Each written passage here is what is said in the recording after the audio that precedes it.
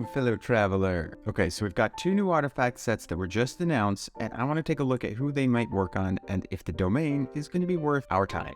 On first glance, I gotta admit, it's hard to know what Hoyoverse is thinking here. I feel like most domains when they come out, it's pretty easy to see what they were trying to do, who the sets were for, and this one, some of it seems like it's obvious, but it also, I don't know. Let's talk about it. I'm especially confused with this first set, Nymph's Dream. The 2-piece set gives you a 15% hydro damage bonus, which is great, and the 4-piece can give you up to 3 stacks of an attack bonus, up to 25%, and a hydro damage bonus up to another 15%. Each stack comes from a normal charged plunge attack, or elemental skill, or elemental burst, and lasts 8 seconds. So this seems to want a hydro on-field character who scales with attack.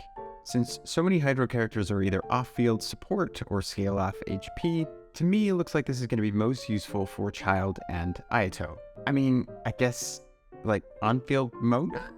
Candace? Maybe not Candace herself, but, like, big brain here. Hydro Zhongli with Candace's infusion. Now we're on to something.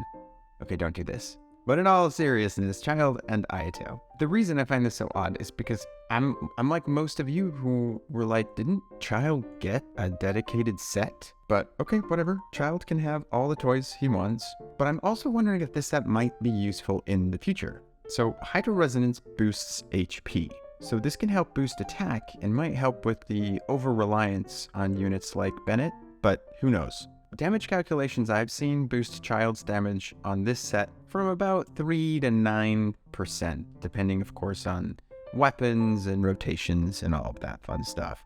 So it does help, but I'm not super convinced that it's worth it. Especially if you're like me and it takes 40,000 artifact runs to even get a remotely workable set, let alone an optimal one. The 2-piece is decent, and mixing and matching for this Hydro bonus can be good, but this set hasn't won me over yet, and I'm hopeful there are future characters, considering we've got Fontaine coming up, that might take better advantage of this. Then we've got Vourukasha's Glow.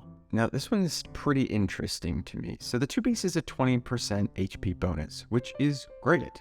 This can be helpful for HP scaling characters. You can go 2-piece with Tenacity to get a 40% HP bonus, and I think that's gonna open up some windows. The 4-piece gives you up to a 50% damage bonus for elemental skills and elemental bursts under the condition you have a way to reliably and continually take damage, and this can be procced off-field.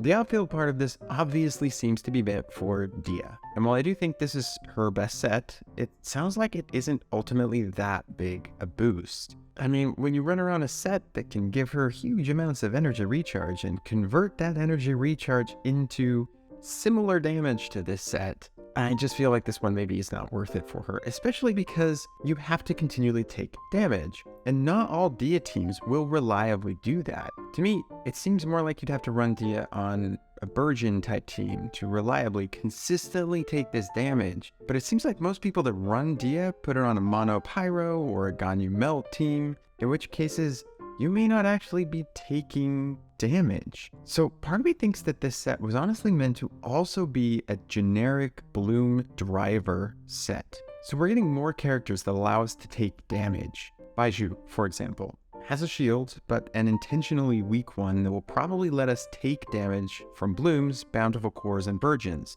Kabe heals himself when hit by Blooms, but I'm pretty sure he still takes the initial damage. Nilou can be on field, taking damage from her Bountiful Cores. So any driver character could potentially use this. But the real question is whether or not this is actually going to help the specific character. If their elemental infusion doesn't count as skill or burst damage, then this set is not going to help very much. So you look at someone like Raiden Shogun, her burst counts as burst damage throughout all of her hits, at least from my understanding. But Kokomi, unfortunately, would probably only get a boost to her initial burst cast and not on the normal attacks to follow. So I do think that this opens up some doors as to Bloom drivers being able to take advantage of this set more reliably, but I don't know that we have too many contenders right now. It sounds like most people are either going to be using this set on Dehya or Nilou at this time, and I think some people are just going to use it for that 2-set HP bonus.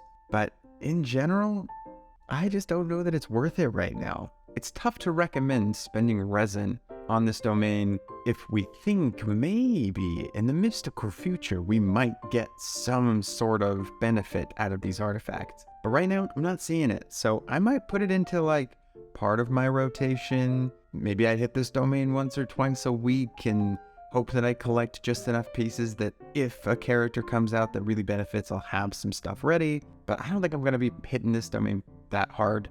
And that's kind of where I'm at with it. That's all I've got for you today. Hopefully that's helpful. Let me know if you have better ideas for these sets, if you're going to use them in unusual or cool ways, because I love that.